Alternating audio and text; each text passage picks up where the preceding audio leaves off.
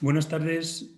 Ante todo, dar las gracias a todos cuantos nos acompañáis en esta mesa redonda virtual que organiza la Oficina Técnico Marítima de la Real Liga Naval Española bajo el título del Canal de Suez y la seguridad marítima. La mesa va a tener dos grandes protagonistas. El primero de ellos es el Canal de Suez y el segundo un megaportacontenedores llamado Ever Given. No van a faltar tampoco protagonistas como el capitán del buque, su tripulación o los dos prácticos a bordo del buque en el momento del accidente. Como todo el mundo sabe, el pasado 23 de marzo, un megabuque transportando unos 20.000 contenedores encallaba y se atravesaba durante 6 días en el Canal de Suez, ruta por la que transcurre el 12% del comercio mundial. La noticia saltó a los medios de comunicación de todo el mundo, que durante 6 días abrieron telediarios y primeras páginas, dando a conocer el desarrollo de las maniobras encaminadas a dejar expedita de nuevo la ruta del canal. Para hablar sobre todo ello, hoy contamos con 4 ponentes que a buen seguro serán capaces de desentrañar los pormenores de este accidente. Nuestros ponentes son suficientemente conocidos dentro del sector marítimo español, así que me limitaré a una muy breve presentación de sus currículums. Hoy nos acompañan Luis Guerrero. Luis es doctor ingeniero naval por la Universidad Politécnica de Madrid y en la actualidad es el director de la División Marina del Buró Veritas en España y Portugal. Interviene, quiero que esto quede claro, en su calidad de ingeniero naval colaborador habitual con la Liga en temas técnicos y no en representación del Buró Veritas. Carlos Cremades, un personaje suficientemente conocido en el mundo naviero español, es ingeniero industrial por la Universidad Politécnica de Madrid, presidente de la prestigiosa naviera Fletamentos Marítimos y director de la Real Academia de la Mar. Antonio Toledo es licenciado de la Marina Civil por la Universidad de Cádiz y capitán de la Marina Mercante. Ha desarrollado más de la mitad de su vida profesional en grandes buques de crucero. En la actualidad navega en barcos del grupo Royal Caribbean, bajo la marca Azamara. Pedro Maura es licenciado en Derecho por la Universidad de Deusto y máster en Derecho Marítimo por la Universidad de Southampton. Con más de 30 años de experiencia profesional, ha intervenido en numerosos casos y conflictos relativos al derecho marítimo internacional y al arbitraje marítimo. Sin más trámite, pasamos a efectuar las preguntas que nos han ido llegando. La primera de ellas va dirigida a Antonio Toledo. Nos preguntan cuál es el significado geoestratégico del Canal de Suez para el comercio mundial.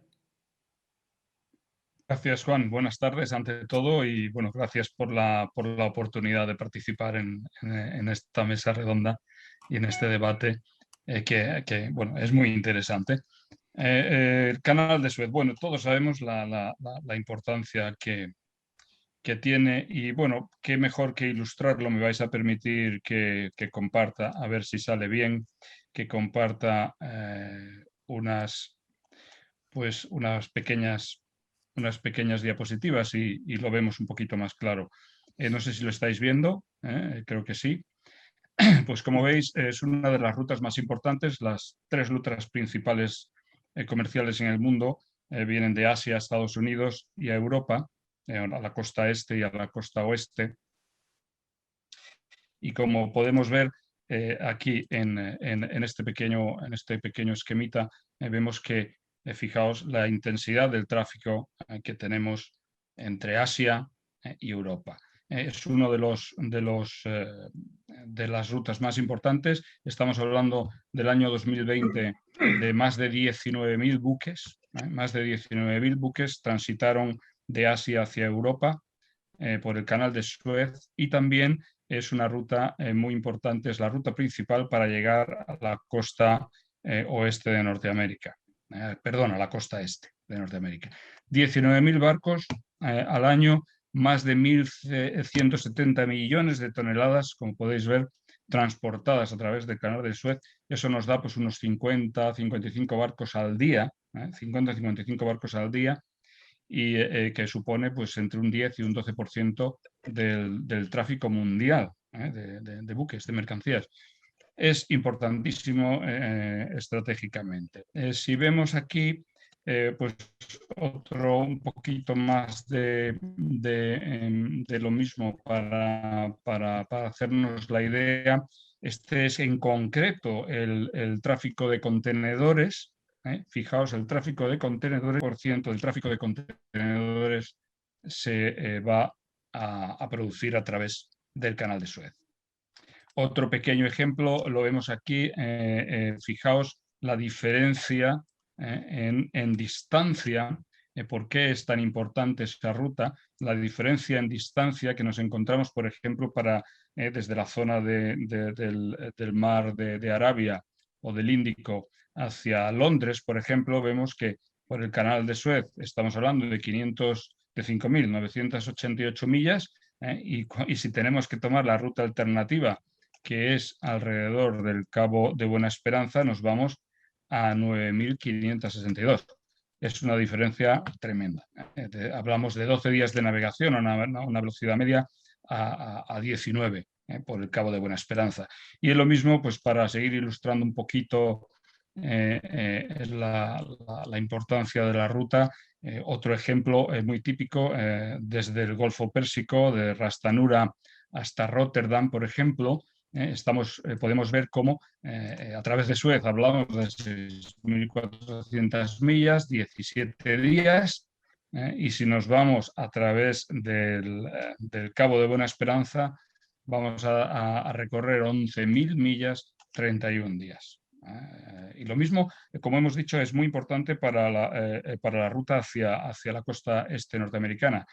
Fijaos otra vez, Ras Tanura, Nueva York, 8.200 millas, 23 días, y si nos vamos a través del Cabo de Buena Esperanza, 11.732 días. Las diferencias son considerables, esto luego lo vamos a ver, influye mucho en costes, lógicamente, y bueno, esto hace que Suez sea una de las rutas más importantes del mundo, como podemos ver. Gracias, Antonio. Esta pregunta va dirigida a todos vosotros. ¿Por qué y cómo creéis que se produjo el encallamiento del buque? Podemos empezar por ti, Luis, si quieres.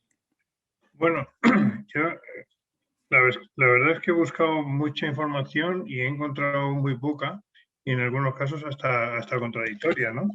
Porque así como en la bandera dice que puede haber un blackout, el armador lo niega, por lo menos en lo que vemos publicado, ¿no? Sí que es verdad que el barco, con la superficie bélica que tiene, pues tiene una tendencia a derivar si no se toman las medidas adecuadas. A mí lo que me parece difícil de entender es que haya ocurrido esta deriva, sin que hubiera un fallo en la propulsión o en el gobierno.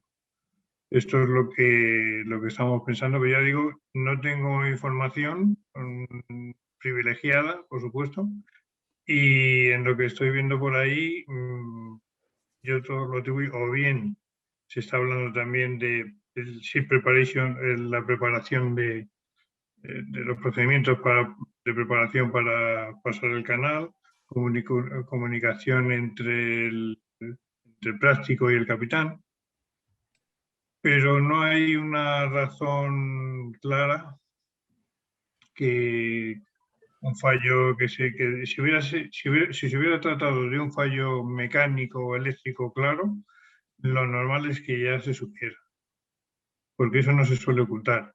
Lo que se suelen ocultar son digamos, otro tipo de causas que afectan más a la responsabilidad civil, ¿no? Ya digo que no dispongo de una información más ajustada sobre lo que ha ocurrido, ¿no? Muchas gracias. Carlos, ¿tienes alguna opinión? Bueno, me ocurre lo mismo que a Luis, es decir, al respecto en cuanto al origen, parece que estamos ante algo que pareciera que falta información de lo que hay detrás de lo que ha sucedido. Yo por lo menos no llego a entender cómo sucede y no llego a entenderlo. Si no ha habido fallo técnico, pues evidentemente ha tenido que haber un fallo humano.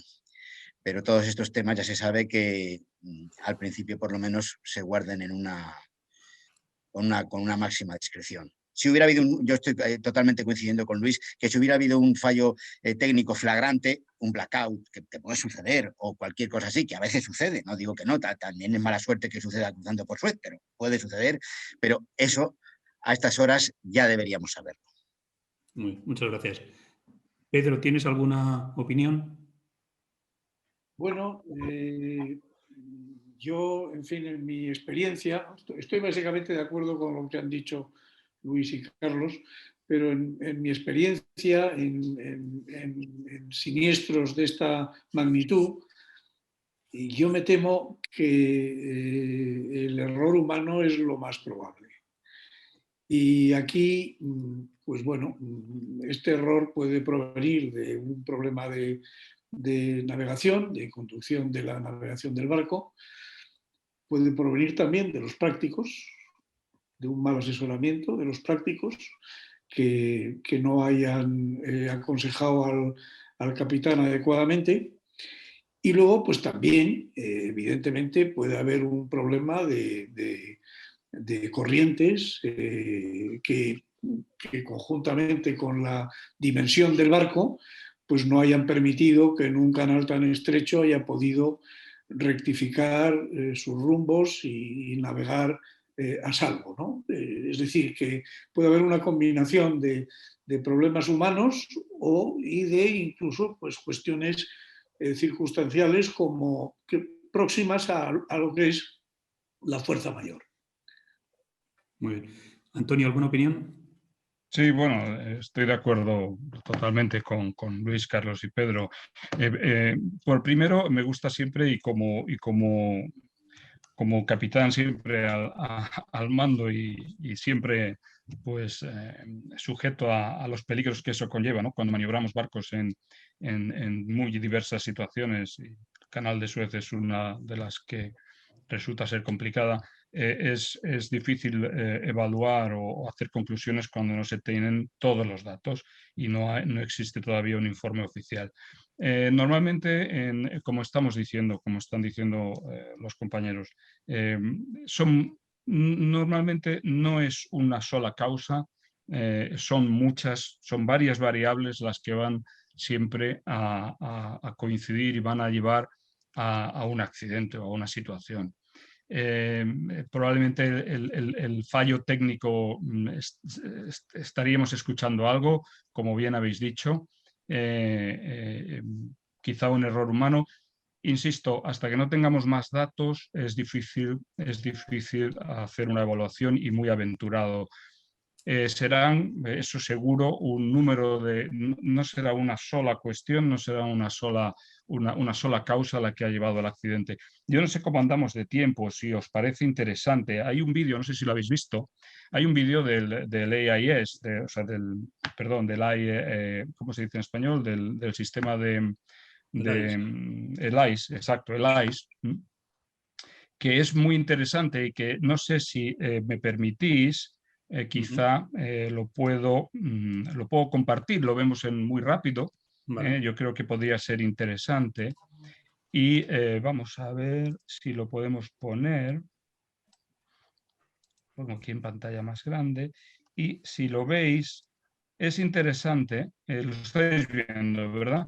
Es interesante ver, no vamos a entrar en mucho detalle, pero vemos que investigando un poquito, veis que va a haber un viento, aquí hay un viento que viene del sur, que llega hasta los 30-40 nudos más adelante, y fijaos que ya, por ejemplo, tiene la derrota la está siguiendo un poquito más a sotavento.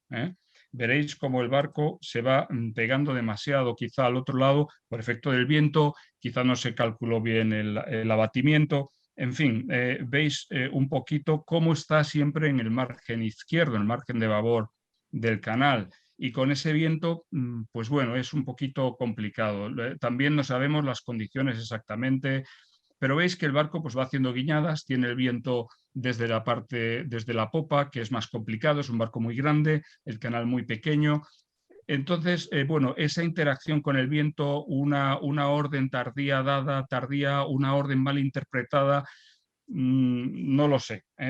Pueden ser muchos factores, pero como habéis visto, pues yo creo que el tema viento, condiciones y luego no sabemos las órdenes que hayan. Voy a intentar parar esto, a ver, dejar de compartir la pantalla. Como estoy diciendo, pues son serán varios motivos los que lleven al accidente. En cualquier caso, Antonio, ¿no descartas que faltase concentración en el puente de mando en el momento del accidente? Todo es posible, todo es posible. Podemos decir los prácticos, el canal de Suez son muy preparados, están muy preparados.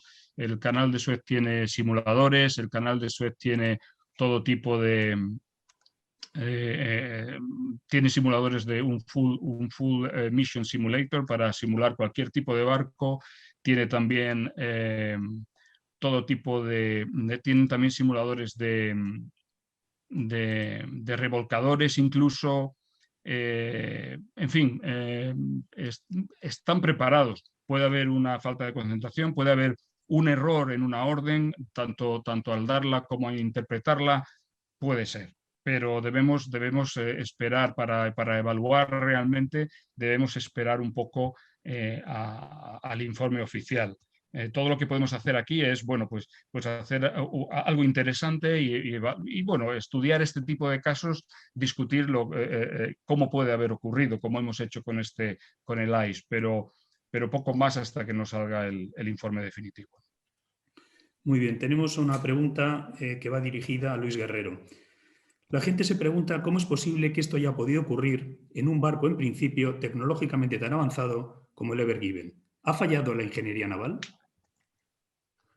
Bueno, siempre que hay un fallo, pues hay que mirar de dónde es y tomar consecuencias, ¿no? Tomar soluciones. Como decíamos, por lo que parece que estamos todos de acuerdo, dentro de las conjeturas que estamos haciendo, tiene que haber habido un fallo humano o un fallo mecánico o eléctrico en el barco. Puede ocurrir que precisamente al ser el barco tan complejo, pues sea difícil de manejar, igual que mi teléfono yo no sé la mitad de las cosas que puede hacer, ¿no? Pues no me extrañaría que en estos barcos tan avanzados, que las tripulaciones a lo mejor no están suficientemente tiempo a bordo, pues no se conozcan todas las posibilidades que tienen para resolver situaciones como esta. De todas maneras, el hecho de que el viento por muy fuerte que haya sido, no afectó al barco anterior ni al anterior, ¿no? O sea, que algo ha ocurrido y cuando se sepan los resultados, la ingeniería naval pues tomará nota y alguna consecuencia se obtendrá. ¿Alguno de los demás ponentes tiene algo que añadir? Vale. Pasamos a una pregunta que va dirigida a Carlos Cremades. Como armador, ¿qué valoración haces de este accidente? Bueno, vamos a ver, entiendo por valoración en la pregunta un poco las consecuencias. Vamos a ver, aquí contra lo que muchas veces aparece desde el punto de vista de los armadores, me refiero de los armadores, pues el mercado, ¿qué es? Pues el mercado es, por una parte, la oferta de los barcos y, por otra parte, en la demanda que hay, demanda de transporte de mercancías unas determinadas millas, toneladas por milla. Han sido solo 6 días y evidentemente no ha podido tener un impacto grande.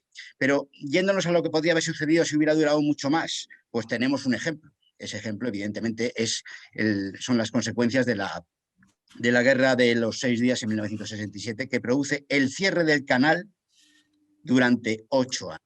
¿Y qué se produce? Pues evidentemente, en principio, el cierre del canal es algo bueno para los armadores. ¿Por qué es algo bueno para los armadores en principio? Porque aumenta el número de toneladas millas. Si estamos hablando, decían antes precisamente, me parece que Antonio, en un viaje de Rastanura-Rotterdam, de ir por el Cabo de Buena Esperanza a ir por el Canal de Suez, hay aproximadamente 4.600 millas de diferencia. 4.600 millas de diferencia. Ahora mismo estamos pasando aproximadamente 50 millones de toneladas por el Canal de Suez. Quiere decirse que son más de 200.000 millones de toneladas los que se incrementan. En el año 67 era menor la cantidad, pero el efecto fue parecido. Fue inmediatamente una subida de los fletes porque la oferta de barcos era la misma y la demanda, los barcos que hacían falta para hacer ese recorrido, pues fue mucho mayor. Tanto es así que se produjo el famosísimo boom de la construcción de los superpetroleros. En el año 67 en España el mayor petrolero que había era el Ceuta, de 98.000 toneladas. 8 años después, tan solo 8 años después, en el año 75, en el año en que vuelve a restablecerse el tráfico a través de Suez, en Astano se estaban construyendo la serie del Arteaga de más de 300.000 toneladas. En 8 años habíamos multiplicado por 3, y no solamente en España, que era entonces absolutamente un país puntero en construcción naval, sino en todas partes del mundo. Había habido una mayor demanda y evidentemente subieron los fletes. Desde el punto de vista del armador, eso es desde un ámbito estratégico, desde un punto de vista táctico, es decir, viaje a viaje, pues depende de cómo tengas la póliza con el fletador. Si tienes una póliza por tiempo, como una sell time, como una box time, como una, pues entonces te da un poco igual. Es curioso porque muchas veces la gente se confunde, dice, ¿ahora os está yendo bien o mal? No, es decir, aquí hay que tener en cuestión el tiempo, es decir, ¿qué cuesta ir por Suez? Pues depende evidentemente del tipo de buque, si va en lastre, si va en carga, pero pongamos un buque medio, un MR de 50.000 toneladas, en carga tiene un fee de $225.000. $225.000. Si va por el Cabo de Buena Esperanza, ¿qué tiene? Tiene a 25, pongamos a $500 la tonelada, 15 días más, a 25 toneladas por día. Ahorro $187.000. Entonces hay algo que parece que no cuadra. Oye, o sea que te vas a ahorrar yendo por Suez 187.000 y vas a tener que pagar 225.000. Es decir, ¿te sale más el paso por Suez que lo que te ahorras? Sí. ¿Por qué? Porque por un lado o por otro hay 15 días de diferencia. Y por lo tanto, tanto desde el punto de vista del fletador que tendría que pagarlas, como en el caso de que sea el armador el que en un viaje, en este caso, en una póliza por viaje, como puede ser la Vincom Voyage o algo parecido, te dan una cantidad fija y eres tú el que distribuyes el tiempo. Y hay veces que puede haber hasta 3 rutas. Por ejemplo, en una ruta Houston de China, pues puedes ir atravesando el Canal de Panamá y atravesando el Pacífico, yendo cruzando el Atlántico y por el Cabo de Buena Esperanza, o metiéndote por el Mediterráneo, atravesar Suez, salir al Índico. Y entonces tú tienes una cantidad que a lo mejor te pagan por ese viaje $1 millón. Si tardas 50 días, te sale un flete equivalente de $20.000 día. Si vas por el Cabo de Buena Esperanza, dices, hombre, pues me ahorro, porque me ahorro el canal y lo que me gasto de más en combustible es menos. Pero no es así, porque lo que has perdido es que has empleado 15 días más, 65 días en vez de 50 días, y el flete de $20.000 día se te ha reducido a 15.500. Luego, entonces, es el tiempo el factor clave que hace que evidentemente sea, diríamos, más rentable atravesar el canal, y de ahí el éxito del canal, que antes ha explicado de manera maravillosa Antonio la importancia geoestratégica, pero pensemos que el canal ha sido protagonista en 3 guerras de unas consecuencias político-económicas muy importantes. Muy bien. ¿Quiere alguien añadir algo? Pasamos a la siguiente pregunta, que va dirigida a Pedro Maura. Tras ser liberado del fondo, el barco ha sido retenido por las autoridades del canal, imponiéndole una multa de $916 millones. ¿Cómo se va a dilucidar a partir de ahora las reclamaciones entre cargadores, canal, fletadores y la naviera propietaria? Imaginamos que los trámites judiciales se verán además complicados por el hecho de que el armador es japonés, el fletador de Taiwán, el operador técnico es alemán, la bandera del barco es panameña y los cargadores son de medio mundo. Nos preguntan también, Pedro, ¿qué tipo de seguros cubre los perjuicios causados por el cierre del canal? Muchas gracias.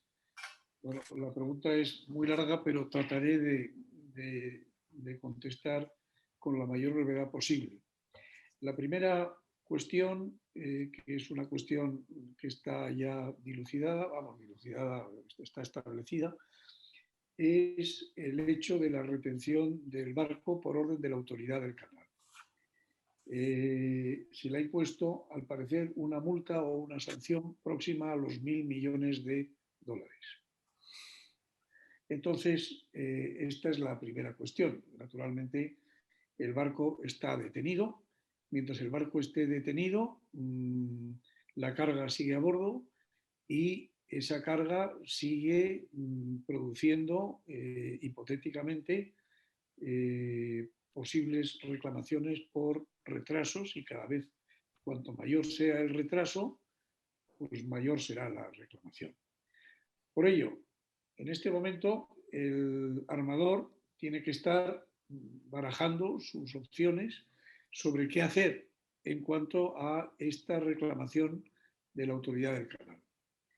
La primera cuestión es ver si existe la posibilidad de tratar de oponerse a esta sanción, alegando pues, cualquier clase de defensa, fuerza mayor, en fin, ausencia de culpabilidad del capitán, posiblemente responsabilizando a los prácticos que estaban a bordo junto al capitán. En fin, hay muchos medios de defensa, pero esta sería una de las opciones que tienen disponible. Otra opción sería la de tratar de llegar a un acuerdo para garantizar esta sanción y luego litigar o oponerse contra la sanción ante las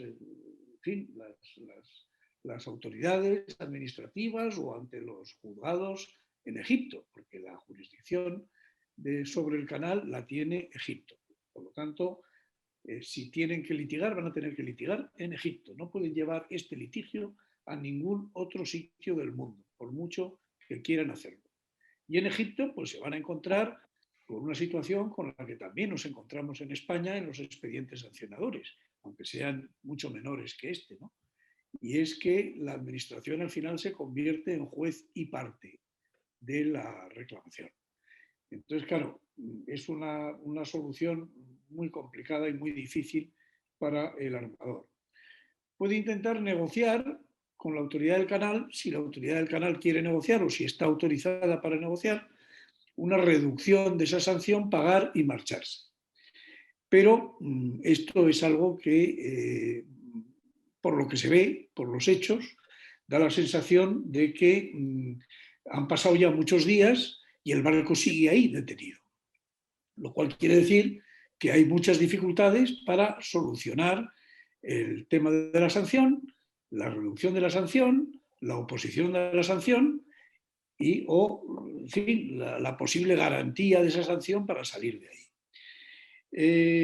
Dada la magnitud de esta sanción, y no estoy contando las demás reclamaciones que sin duda se van a producir a continuación, estamos hablando de una magnitud del orden de los 900 y pico millones de dólares. La cobertura ya no va a exceder de la cobertura del Club de Protección e Indemnización que tiene este barco. Y va a exceder porque excede de la cifra máxima de cobertura, que son 10 millones de dólares. Por lo tanto, esta reclamación va a pasar al pool de clubs, que es el grupo internacional de clubs que forman un pool asegurador que opera como una segunda capa de seguro, y la tercera capa sería el reaseguro, que también tienen todos estos riesgos, sobre todo los grandes siniestros, reasegurados todos los clubs. Y bueno, y esta es un poco la situación bajo el punto de vista del seguro para esta reclamación solamente, para la que ha interpuesto la autoridad del canal. La segunda cuestión, que también es incontrovertida, es que el armador ha declarado la avería gruesa del barco. La avería gruesa, pues es, como sabéis, lo constituye cualquier sacrificio o gasto extraordinario en que voluntariamente incurre el armador de un barco para la preservación y continuación de la aventura marítima. En este caso, la avería gruesa está declarada y fundamentalmente van a formar parte de los... Aquí no ha habido ningún sacrificio, no ha habido ningún daño, al menos no se conoce ningún daño, no se conoce que ningún contenedor haya sufrido daños, también se cree que el barco no ha sufrido daños, y si los ha sufrido pues serán relativamente menores, y entonces la avería gruesa aquí se va a circunscribir básicamente en los gastos de salvamento. Los gastos de salvamento, en fin, van a depender en este caso probablemente de los contratos que ha suscrito el armador del barco con las empresas salvadoras contratadas, que probablemente han suscrito un contrato. Naturalmente, estas son informaciones hipotéticas, porque yo no tengo ninguna información. Por lo tanto, no son informaciones contrastadas, son puramente hipotéticas y lo tengo que decir así.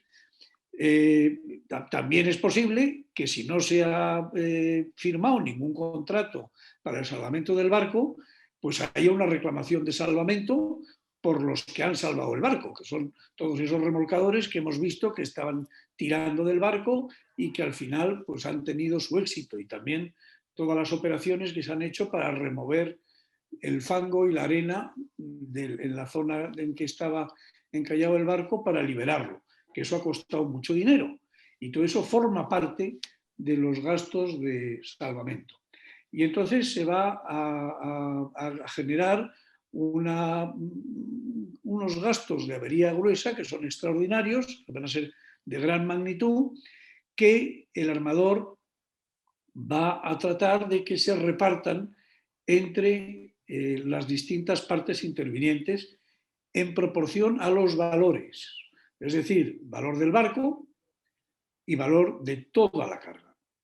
Entonces, ahí se hallan unos porcentajes y después unos subporcentajes de los valores de la carga, y a cada contenedor se le aplicará una cantidad del total de estos gastos. Y ello nos llevará al final al reparto de la avería gruesa, que está básicamente conformada por el salvamento. Bueno, también es una cuestión, es si alguien va a impugnar la avería gruesa, la declaración de avería gruesa. ¿Cómo y cuándo se podría impugnar la declaración de avería gruesa? Bien, se podría impugnar en caso de que se pruebe, y esta tiene que ser una prueba muy importante, que el accidente se ha causado por negligencia del buque o por negligencia grave del buque. Naturalmente, el concepto de avería gruesa es un concepto accidental, es decir, es una decisión que se toma voluntariamente por el armador cuando ocurre un accidente, pero no cuando ese accidente lo ha provocado el propio armador o su capitán o su tripulación. Entonces, en este caso, puede ocurrir que alguien pruebe que ha habido negligencia, en cuyo caso intentarán eludir las consecuencias de la avería gruesa. En cuanto a quién cubre la avería gruesa para los que sufren la avería gruesa, es decir, los cargadores, pues su seguro de carga cubre la avería gruesa. Y no solo los gastos de avería gruesa, sino también las garantías que hay que poner al liquidador de la avería gruesa, firmadas por las compañías de seguros de la carga, por los importes que se hayan adjudicado por el liquidador. Y con esto yo creo que he cubierto este aspecto que nos podríamos extender muchísimo, pero que bueno, que no tenemos. Muchas gracias, Pedro. Finalmente, claro, vienen todas las demás reclamaciones, que muy brevemente se pueden resumir en las reclamaciones por retraso, que no tienen nada que ver con la avería gruesa, que van a ser reclamaciones. No están cubiertas las reclamaciones por retraso en las reglas de IABISBI. Sin embargo, si lo están en la Ley de Navegación Marítima Española, tienen sus limitaciones de responsabilidad. Luego también tenemos las posibles reclamaciones si hay un fletamiento por tiempo, por todo el tiempo que ha perdido el fletador por tiempo en el servicio del barco. Posibles reclamaciones también de los demás barcos que se han visto impedidos de continuar su navegación a través del canal de Suez y han perdido muchos días. Aquellos otros barcos que han tenido que desviarse por el Cabo de Buena Esperanza, con lo cual tenían pactados unos fletes, y esos fletes, el coste se ha tenido que incrementar, no se lo podrán cobrar a su carga, pero tendrán una reclamación. Y estas son reclamaciones extracontractuales contra el barco. que también estarían cubiertas por los clubes de protección e indemnización. Y finalmente, y ya con esto termino de una forma muy, muy breve, está la cuestión no menos importante, por decirlo al final, que es el derecho que con casi total seguridad o mucha probabilidad tendrá el armador a limitar su responsabilidad, de acuerdo con el Convenio de Limitación de Londres de 1976, actualizado en años posteriores, que va a limitar y va a disminuir, como es lógico, la responsabilidad de todas esas reclamaciones. Y perdón por la extensión, pero no lo he podido hacer más breve. Muchas gracias, Pedro. Esta pregunta va dirigida a todos. Se ha dicho que la profundidad del canal en el lugar de los hechos, en el centro del canal, era de 22 metros y, sin embargo, en las orillas apenas alcanzaban 14-15 metros. ¿Creéis que en los últimos años las autoridades del canal han venido adecuando suficientemente las infraestructuras de esta ruta a la realidad que marca el mercado de la construcción de grandes buques? Si queréis podemos empezar, por ejemplo, por Pedro. Bueno, en fin, yo la verdad es que ignoro las medidas que ha podido adoptar el canal, pero lógicamente estas profundidades que hay en el canal pues lo hacen, lo pueden hacer incluso peligroso, sobre todo para el tránsito de barcos de gran calado, ¿no? Entonces, no van a tener más remedio las autoridades del canal que en fin, adaptarlo a las necesidades modernas y al hecho de que parece cada vez más evidente que van a construirse más y más megabuques, porque lógicamente el mercado va en esa dirección y contra el mercado pues es muy difícil luchar. Entonces no van a tener más remedio que adecuar el canal, hacerlo más amplio, hacerlo más profundo y hacerlo más seguro, en definitiva. Muchas gracias, Pedro. Carlos, ¿tienes algo que decir? Bueno, yo creo que efectivamente no se ha ido en las modificaciones que ha habido en el canal, y en concreto lo más notoria fue la de 2015, que de alguna manera Al-Sisi, el presidente egipcio, dijo que era un regalo de Egipto al mundo. Se emplearon 8.500 millones con gran controversia interna en Egipto, que siempre había mucha gente, y quizá no le faltaba razón, que decía que los 8.500 millones hubieran podido ser empleados en otras labores, y que además los 8.500 millones no habían sido optimizados, vamos a decirlo así en términos finos, en la construcción. Pero bien, en la realidad es, Al-Sisi lo dijo que la modificación, ampliación en algunas zonas, etcétera, del canal era necesaria, y que además eso iba a producir un crecimiento de los 5.500 millones aproximadamente de dólares anuales que hoy recibe Egipto al año por tránsitos del canal, que iban a irse, que en 5, 6, 7 años estaríamos ya en los 13-14.000 millones. Han pasado ya 5 años, 6 años, y estamos prácticamente en las mismas cifras que estábamos entonces, es decir, no ha habido un aumento significativo.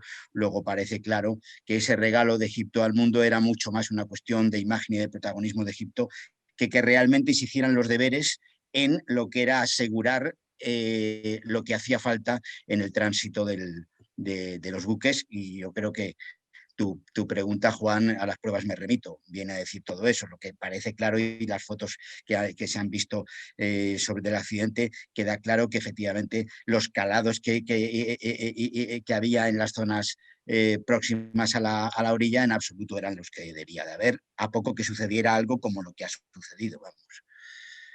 Muchas gracias, Carlos. A ver, Antonio, ¿tienes alguna opinión al respecto? Lo ha dicho Carlos muy bien, ¿no?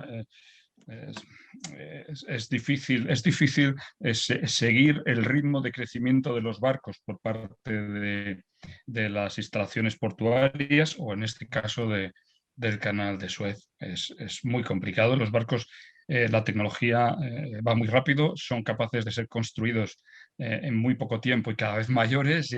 Y bueno, y a veces pues se está llegando un poco a los límites. Yo, como siempre, si me permitís, me gusta hacer un poquito de imagen, que vale a veces más que 1000 palabras, y voy a compartir, si queréis, un poquito para que veáis bueno, cómo se ha trabajado el canal de Suez en los últimos años. Veis bueno, desde 1969, que tenía 60 metros de ancho solamente, y muy poquito calado, 21 metros, bueno, ha ido, veis cómo a lo largo de los años y hasta el 2010 tenemos pues hasta 24 metros de calado, y una anchura pues muchísimo mayor, de 123 metros. Sin embargo, aún así se va quedando pequeño, los barcos se van ajustando y bueno, vas con los márgenes muy limitados. Veis aquí también, este es la expansión que se hizo para hacer los cruces, como veis, el segundo canal para separar los tráficos norte y sur. En fin, pero todas estas mejoras, pues al final van un poquito retrasadas con respecto al ritmo de mejora o de construcción de los barcos, ¿no? Y ese es el problema, Muchas gracias. Luis. Sí, me estaba fijando precisamente que el calado es lo que menos ha modificado en la última ampliación, ¿no?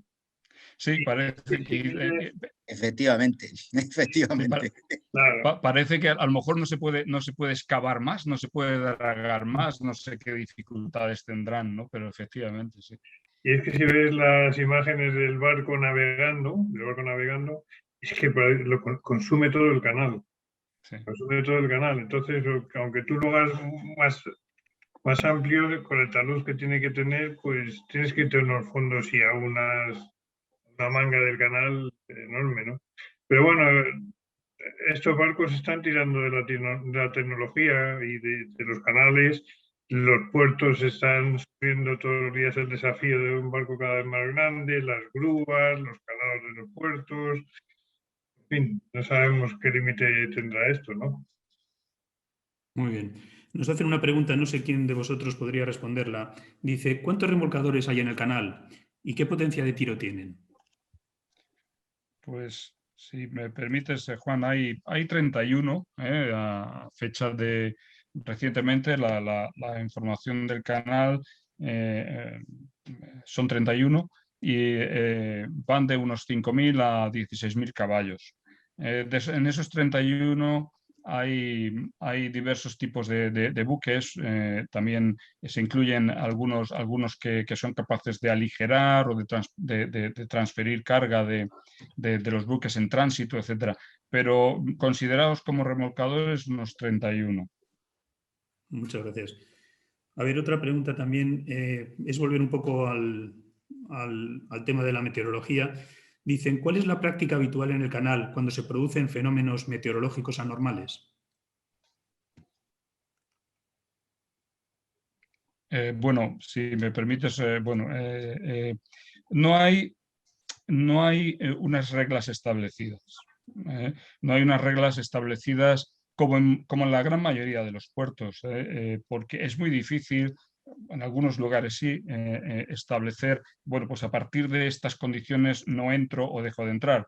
Como los compañeros saben, estamos hablando de muchísimo dinero involucrado y nadie quiere cortarse los dedos, ¿no? Cogerse los dedos en decir, tú no entras ahora y vamos a empezar a perder dinero, a hacer perder dinero a las empresas. Entonces, es un tema delicado y no hay a día de hoy, no existen unas reglas claras. Es un poco a criterio tanto por un lado, de la autoridad del canal, a través de los prácticos, y de los capitanes de los barcos. Es un tema interesante para discutir si deberíamos o deberían existir una serie de limitaciones concretas y claras en los puertos, en los canales, en este caso el canal de Suez, para evitar para evitar situaciones que a lo mejor estamos llevando los barcos a un límite. Es un tema de discusión interesante. A día de hoy no existen esas reglas estrictas, insisto, para decir se entra o no se entra. Muy bien. Gracias.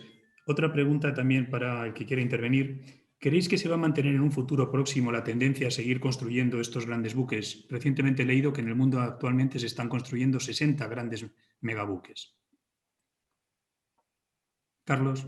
Yo creo que mientras que siga habiendo una economía de escala, que evidentemente la hay, y para ciertos tráficos es obvia, se seguirán construyendo, porque hoy es un mundo de gran competencia y si se puede disminuir el costo por unidad transportada en base a llevarlo en un buque mayor, pues se seguirá intentando. Evidentemente habrá que compaginar ese crecimiento con las medidas de seguridad que en el fondo, pues la sociedad, y la sociedad en este caso la industria marítima, va aprendiendo, porque en el fondo pues la experiencia pues, y muchas veces el error es, si debidamente aprendido y analizado, fuente de crecimiento y de seguridad. Luis. Sí, yo creo que van a seguir aumentando, no sé hasta cuándo, porque todo el tamaño también tiene un límite. Tiene más el límite no solo por el canal, sino por las terminales portuarias, ¿no? Un tema que se me olvidó comentar antes también, que puede ser también objeto de debate, es que este barco tiene 2 hélices de maniobra, tiene hélices transversales. Entonces, ¿cómo en una situación de emergencia pues las puedes utilizar para corregir el rumbo de alguna manera? No es respuesta a la pregunta que me has hecho, pero en una situación de emergencia me refiero, porque claro, esto no es lo habitual, ¿no? Lo que pasa es que, Luis, si me permites, claro, efectivamente, pero las hélices de maniobra, como sabes, van a trabajar, van a ser efectivas a velocidades bastante bajas, muy bajas. Con ese viento, además el barco, como hemos visto en el ICE, pues estaba andando, si recuerdo bien, cercano a los 10 nudos. La eficiencia, lo sabes muy bien, ¿no? Prácticamente están reducidas a un 20%, un poquito más. Ahora sí es interesante, y no vamos a entrar ahí, ¿por qué no llevaba remolcadores? Esa es otra cuestión, ¿no? ¿Algo que decir? Yo creo que esa es la respuesta. La respuesta es tan sencilla como que a ciertos buques y en ciertas condiciones, y ahí sí vendría bien una normativa precautoria, tienen que ir 2 remolcadores, uno por cada banda, por si acaso. ¿Cuándo? Para ciertos tamaños y en ciertas condiciones de viento, como en este caso. Yo creo que eso va a ser una medida que tendría pleno sentido. Absolutamente, Carlos. Yo creo que eso va a pasar, o debería pasar, por lo menos. Tienes toda la razón. Es un poco un barco de ese tamaño. Vamos, sin hablar, sin criticar y entrar en evaluaciones de lo que ha pasado, de lo que ha hecho el capitán o no. Si yo voy con un barco con esos márgenes de seguridad dentro del canal, yo hubiese cogido con ese viento, yo cojo un par de remolcadores, por lo menos uno por la popa, que me va a permitir aumentar mucho la potencia de máquinas, pero sin aumentar la velocidad me va a dar mucha más maniobrabilidad, la posibilidad de utilizar hélices de proa, etcétera, etcétera. En fin, sin entrar al caso concreto, porque creo que no debemos hacerlo más de la cuenta.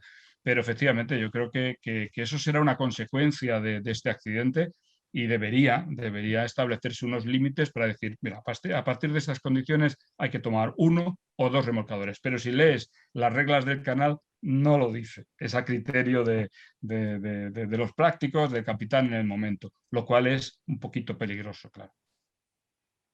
¿Algo que decir, Pedro? No, que estoy totalmente de acuerdo, porque esa es una medida de seguridad fundamental.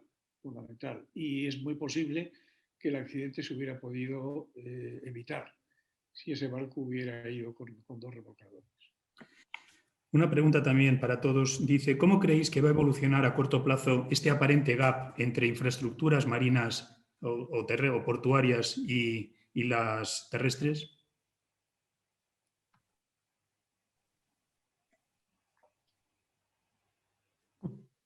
Luis. La pregunta de la bola de cristal, ¿no? Pues, al final las terminales de tierra pues se tienen que ir adaptando en la medida de lo posible. Lo que ocurre es que si los barcos dan un salto cualitativo, si los barcos dan un salto importante de tamaño otra vez, los puertos que tenemos ahora no vale, habría que hacer otros. Porque ya nos quedamos sin espacio, ni espacio de almacén, ni espacio de maniobra para los barcos. Muy bien.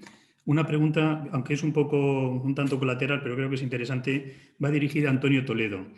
Nos preguntan si realmente son seguros los grandes cruceros en caso de accidente. Estamos hablando de barcos que pueden llevar estos grandes cruceros, más de 3.000 pasajeros o más de 1.000 tripulantes de distintas nacionalidades a bordo.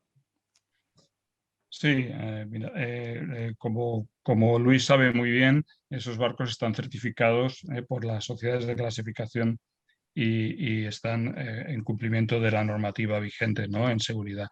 Además, queda un poco que lo diga yo, pero así es, porque lo conozco personalmente, ¿no?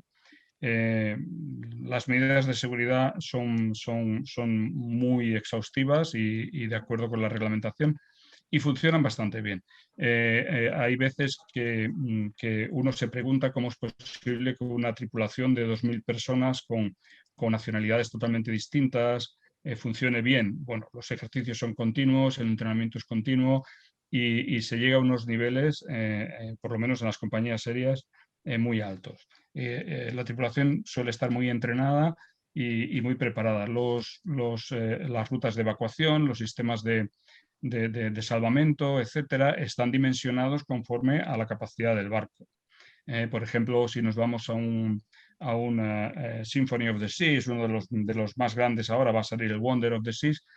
Si os fijáis, los botes de salvamento, por ejemplo, tienen unas capacidades tremendas y además están dispuestos de forma que son arriados directamente al agua. No sé si os fijáis, los pescantes son muy modernos y necesitan menos movimientos, por ejemplo. Los puntos de reunión se encuentran ya en las zonas de embarque de botes. Los sistemas de evacuación marítimos, los MES, son espectaculares. No quiero, para no tomar mucho tiempo, podríamos ver algunos vídeos en los cómo se ve, cómo se hace el deployment, cómo se llama, la instalación, ¿no?, o la activación de uno de estos sistemas. Y bueno, son capaces de evacuar, ahora de memoria no lo recuerdo, pero cantidades de personas en tiempos récord impresionantes.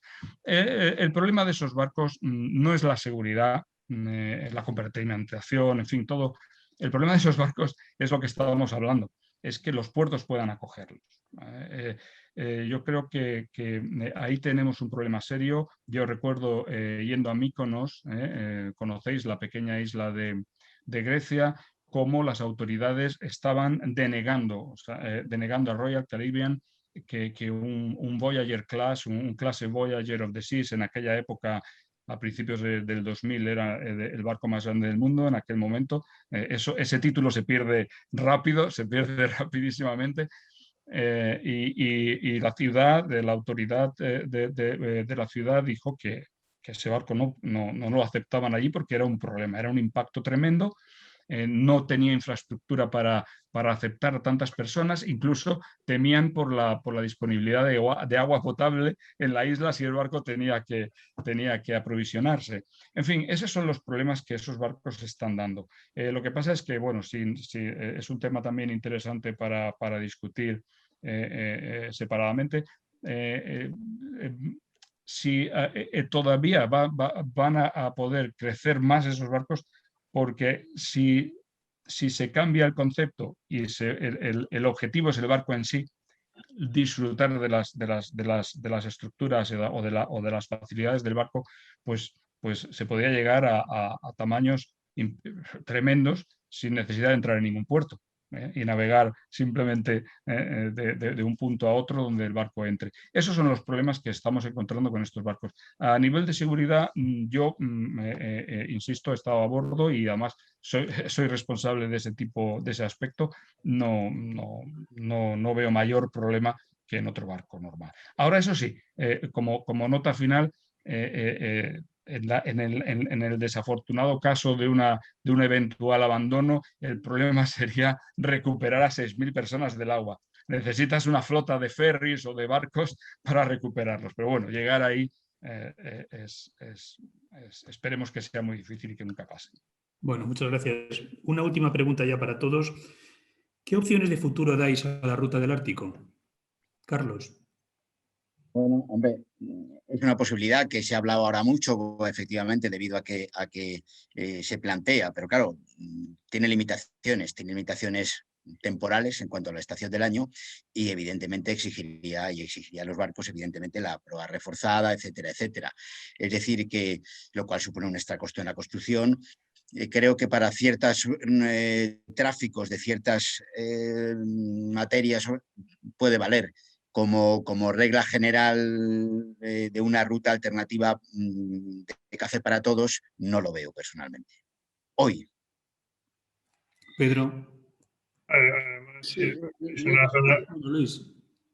es una zona que no está bien cartografiada, que no tienes infraestructura de salvamento, que no tienes, en fin, digamos, estamos pensando, digamos, en la logística que tenemos en las zonas pobladas, ¿no?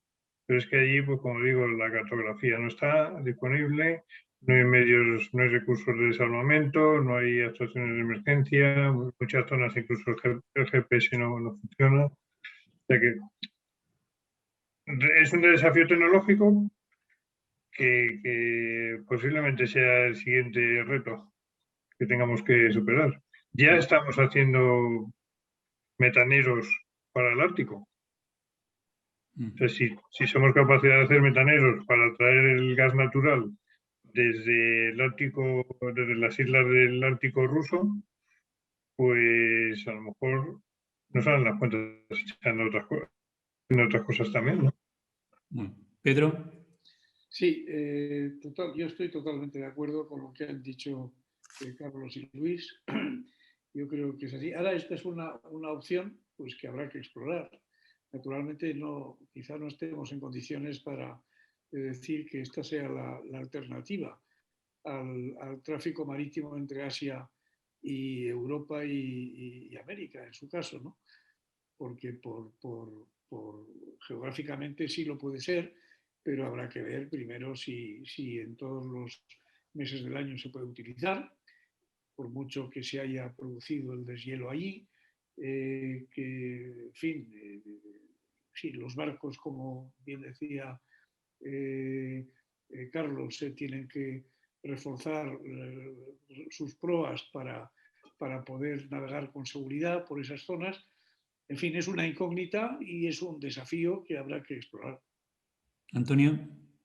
Pues de acuerdo con mis compañeros, pero creo que en un futuro muy cercano va a ser una ruta muy interesante. Ya se están haciendo estudios. Os voy a poner, como siempre, si me permitís, una pequeña explicación aquí. Fijaos, esto es un estudio que está hecho por la Autoridad Marítima del Reino Unido.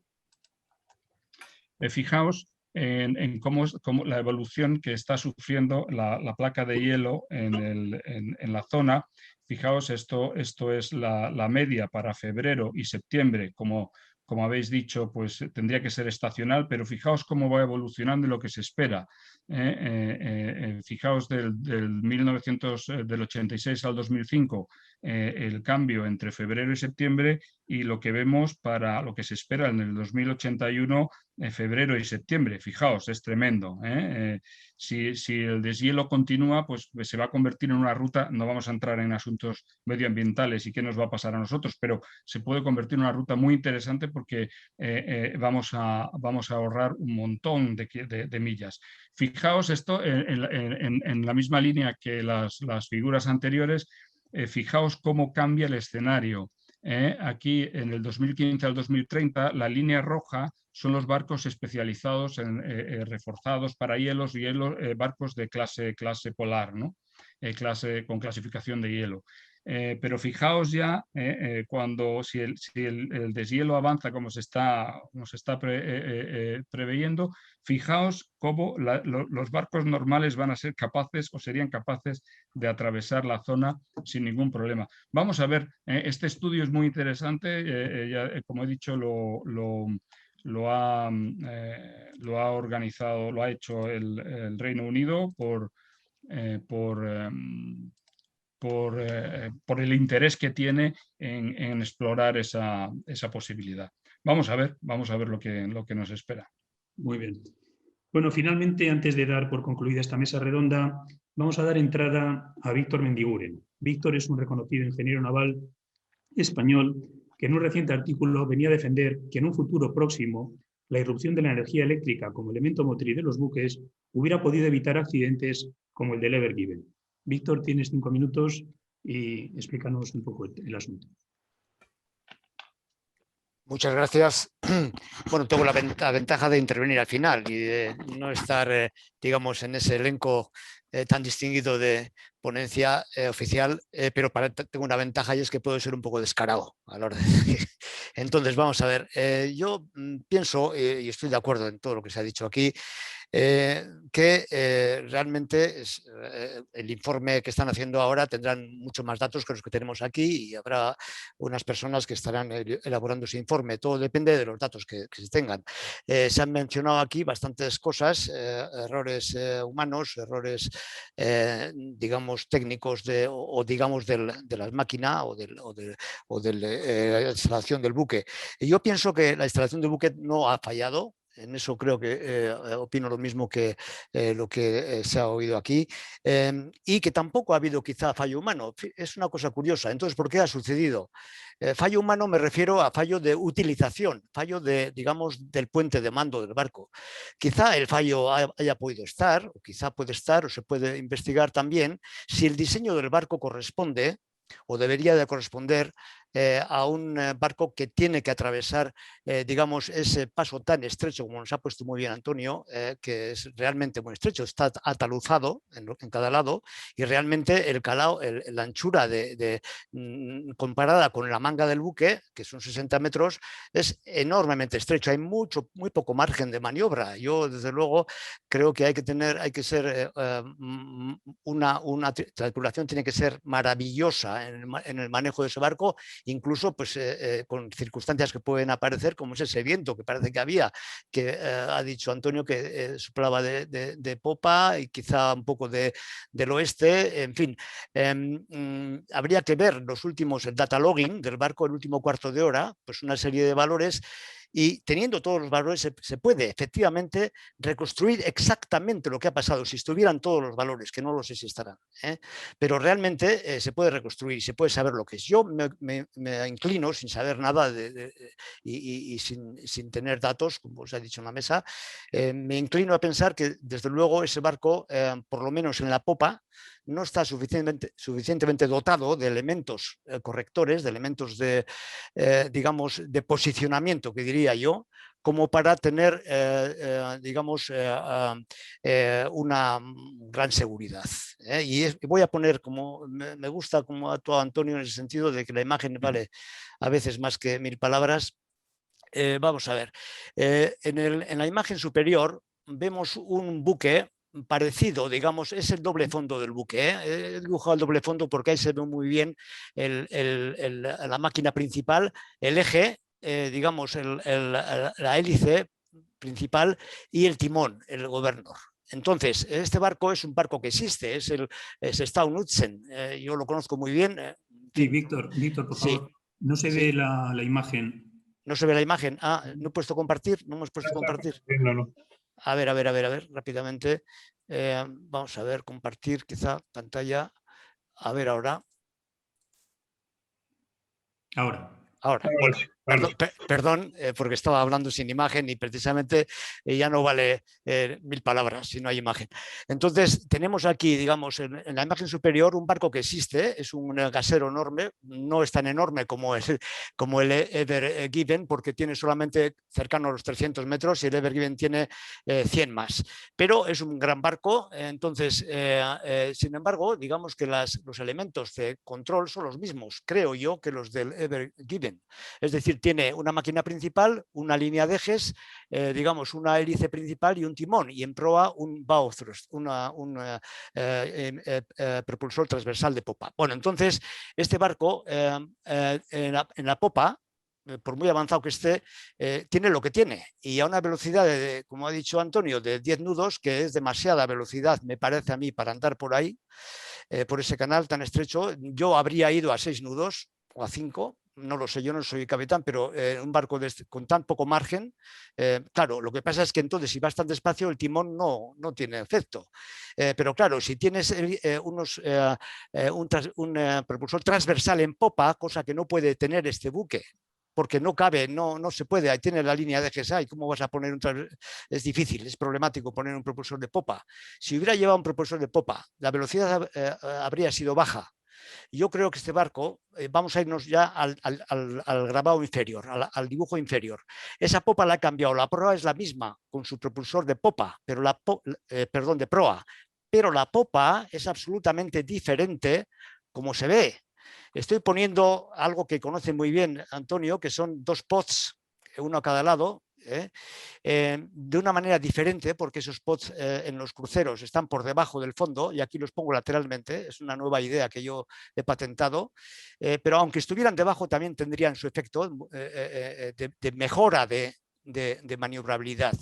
Estos pods darían mucho más margen de maniobra, y también un propulsor transversal de popa. Con estos elementos en popa, yo me atrevo a decir que el puente de mando habría estado mucho más confortable, habría podido navegar a menor velocidad y seguramente habría tenido mucho más precisión en el curso. Hemos visto, digamos, los bandazos que ha dado el barco. Antonio tiene un nombre que no sé bien, un nombre marino que tú has puesto muy bien, pero ese vídeo me ha impactado. El barco iba dando tumbos.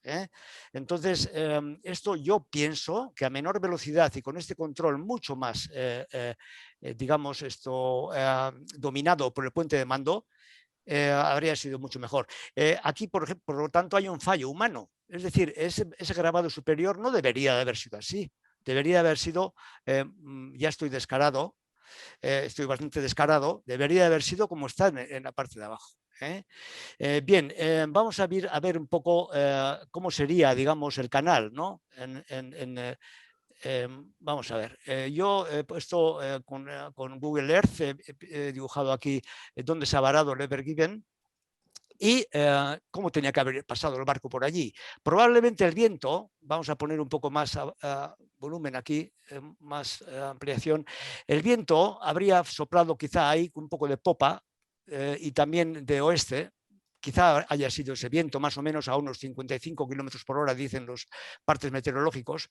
Seguramente ese viento habrá sido racheado, no habrá sido continuo, porque si el viento es continuo no hay quien maneje ese curso, ni con remolcadores ni sin remolcadores, en mi opinión, porque haría una fuerza de varios cientos de toneladas en toda la parte activa de la superestructura del barco. Entonces, para mí este vector viento ha sido muy variable y de todas maneras seguro que habría podido ser, digamos, con un sistema inteligente, una ayuda inteligente para el hombre, habría sido posible, en mi opinión, si hubiéramos tenido en popa todos estos accionamientos, habría sido posible salvar ese varado. Es mi opinión personal. Por lo tanto, desgraciadamente, en este análisis, en este informe que se va a realizar, se van a manejar datos de lo que ha ocurrido y del barco que está, digamos, siendo sometido a esas circunstancias. Pero lo que no se va a hacer un informe es del barco que yo propongo. Entonces, se ha hablado Carlos ha dicho muy bien que el mercado global, la economía global nos lleva a barcos grandes, por ahora. Digamos, eso no está, digamos, está en manos de la economía global. Entonces, si vamos a esos barcos grandes y si no queremos tener los miles de accidentes que están ocurriendo ahora, naturalmente uno grave que es este, pero hay cientos de accidentes en los canales, e incluso en puertos. Este mismo buque, en el año 2019, se votó en el 18, en el 2019 el Ever Given tuvo un accidente en Hamburgo, muy grave, estuvo a punto de echar a pique a un ferry. No están, digamos suficientemente, no son suficientemente maniobrables con su tamaño y con la enorme energía, digamos, potencial acumulada o cinética acumulada. Digamos, eso tiene una inercia muy grande y es inmanejable si no se adelanta con algoritmos. Hay algoritmos que puedes adelantar. Si tú mides el viento, mides las corrientes, no voy a hablar de una Dynamic Position DPs, pero puede ser un pequeño DP lo que debe llevar un barco de estos, un pequeño posicionamiento dinámico con una, digamos, software superordinado que ayude al puente. El puente está desasistido, digamos, en mi opinión. Es un poco descarado en decir todo esto, pero lo he querido, digamos, caricaturizar o poner, digamos, en plan flash todas estas ideas. Muchas gracias, Víctor. Se nos agota el tiempo. Antes de finalizar, a ver, tenemos aquí una pregunta, es para Antonio, no tiene mucho que ver con esto, es de un participante en el chat que es cliente habitual de Azamara y nos pregunta cuándo volverá a navegar a Azamara. Pues la respuesta, no puedo dar la fecha porque es confidencial, por motivos comerciales, se va a dar la próxima semana, lo más probable. Yo estoy en Glasgow, estoy ahora mismo en el Quest y estamos ya preparando los dry docks, bueno, los diques secos y demás, y esperamos estar de vuelta lo antes posible. Lo antes posible. Todo no depende de nosotros estamos súper preparados en todos los aspectos, tanto técnicamente como de salud. Todas se han preparado ya y tenemos ya implementados todos los requisitos de la CDC americana, que es con la que nos guiamos nosotros. Y es cuestión de que los países nos dejen, de que la vacuna, los países donde tenemos que ir, pues podamos ir. Tan simple como eso. Y entonces, como sabéis, Azamara va a todas partes y es muy difícil coordinar con todos los países que esté todo en orden para ir. Pero bueno, estamos ya dando los últimos pasos para empezar a navegar de nuevo. A ver si nos vemos pronto y estad atentos que saldrá la noticia pronto de cuando empezaremos. Muy bien. Bueno, pues con esto vamos a finalizar. Pedro, Luis, Carlos, Antonio, muchísimas gracias por vuestra participación y muchas gracias a todas las personas que nos han seguido. Como decimos en la Liga, hasta luego y buena mar a todos. Gracias, Juan. Gracias a todos. Un placer. Un placer. Hasta luego.